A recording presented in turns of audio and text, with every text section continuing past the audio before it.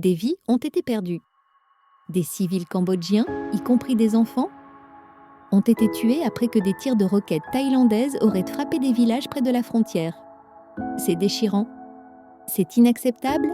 Aucune famille, n'importe où, ne devrait avoir à endurer une telle perte. Mais soyons honnêtes, des tragédies comme celle-ci n'arrivent trop par hasard. Des rapports sur le terrain suggèrent que ce sont les forces thaïlandaises qui ont ouvert le feu en premier, provoquant ainsi cet échange meurtrier. Et cela s'est produit sur des terres que la Cour internationale de justice a déjà reconnues comme appartenant au Cambodge.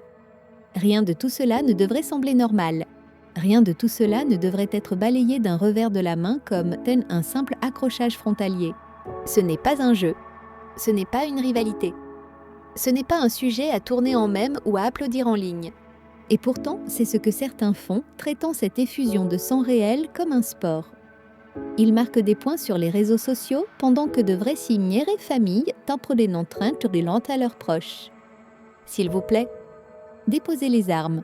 Asseyez-vous autour d'une table. Parlez. Cette région a déjà trop souffert. Aucune vie supplémentaire ne devrait être perdue, surtout pas pour des terres sur lesquelles l'histoire et la loi se sont déjà prononcées. Si ce message touche votre cœur, je vous invite humblement à le partager.